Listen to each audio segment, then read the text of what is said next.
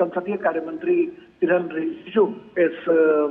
बैठक को उन्होंने बुलाया है और इस बैठक में तमाम जो सत्ताधारी पार्टी के जितने भी फ्लोर लीडर्स हैं और अपोजिशन के जितने फ्लोर लीडर्स हैं वो तमाम लोग इस बैठक में शिरकत कर रहे हैं। जैसा कि मैंने बैठक के दौरान देखा कि लोकसभा में भारतीय जनता पार्टी के जो उपनेता हैं रक्षा मंत्री राजनाथ सिंह वो इस बैठक में मौजूद हैं और राज्यसभा में नेता सदन जेपी नड्डा भारतीय जनता पार्टी के राष्ट्रीय अध्यक्ष भी हैं वो इस बैठक में मौजूद हैं। इस बार अनुप्रिया पटेल, टी.आर. बालू, कांग्रेस की तरफ से जयराम रमेश, गौरव गोगोई समेत जो अनेक पार्टी के जो वरिष्ठ नेता हैं, प्रमोद तिवारी, ये तमाम लोग इस बैठक में शिरकत कर रहे हैं। जो इंडी गठबंधन के तमाम जो साझेदार दल हैं उनके भी फ्लोर लीडर्स, चाहे वो लोकसभा के हों या फिर राज्यसभा के हों, और जो रूलिंग पार्टी के ट्रेजरी बेंच के जो एनडीए के घटक दल के जो साझेदार दल हैं उन तमाम लोगों के द्वारा इस बैठक में पार्टिसिपेट किया जा रहा है। बैठक तकरीबन 45 मिनट से ऊपर हो चला है, बैठक चल रही है और उम्मीद की जा रही है कि अभी कुछ देर और बैठक चलेगी और ये उम्मीद की जा रही है कि सत्ताधारी पार्टी की तरफ से लगातार ये कोशिश की जा रही है कि फ्लोर मैनेजमेंट किया जाए, विपक्ष को साथ लेकर रचनात्मक सहयोग के जरिए सदन की कार्रवाई को चलाने की कोशिश की जाए। वहीं देखना होगा कि विपक्ष जिस तरीके से पिछले अगर हम सत्र की बात करें जिसमें सांसदों का शपथ ग्रहण हुआ था, उस सत्र के दौरान भी विपक्ष ने हंगामा बरपाने की भरपूर कोशिश की, छोटे सत्र में भी। हाँ, यही बात है राजेश, जिस तरह से विपक्ष जो है हंगामा करने की कोशिश करता है, ये बैठक जो है इसलिए भी बहुत ज्यादा महत्वपूर्ण हो जाती है ताकि उन मुद्दों को भी समझा जा सके जिन्हें सभी राजनीतिक दल बजट सत्र के दौरान उठाना चाहते हैं। तो तमाम सारे प्लानिंग करके विपक्षी दलों ने भी रखी होगी, तो उन तमाम चीजों को समझ के किस प्रकार सुचारू ढंग से चलाई जा सके, इस पर भी बात होगी। देखिए, निश्चित तौर पर पहला इस बैठक में उन तमाम बिंदुओं को रेज किया जाएगा जो कहीं न कहीं शंका पैदा करते हैं। विपक्ष की तमाम आशंकाओं पर भी चर्चा होनी है और सत्ता पक्ष की ये कोशिश है कि विपक्ष के द्वारा जो भी मुद्दे उठाए जाए उस पर भी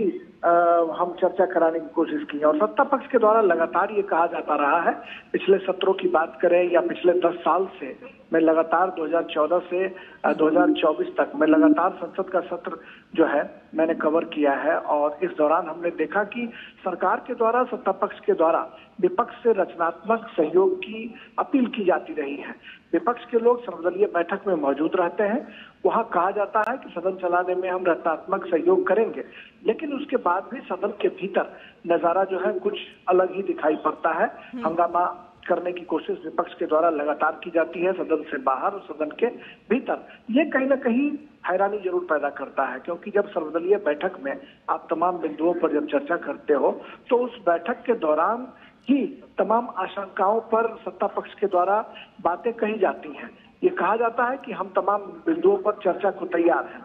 सत्ता पक्ष के इस आग्रह, मान मनोबल और हम कह सकते हैं कि अपील के बाद ही विपक्ष जो है रचनात्मक सहयोग को तैयार नहीं हो पाता है, जिसकी वजह से हंगामेदार सत्र जो है वो देखने को मिलते रहे हैं। और इस बजट सत्र में भी हम कह सकते हैं कि बजट जो है, बजट महत्वपूर्ण होता है देश के लिए, बजट पास कराने की कोशिश सरकार की निश्चित तौर पर होगी। लेकिन जो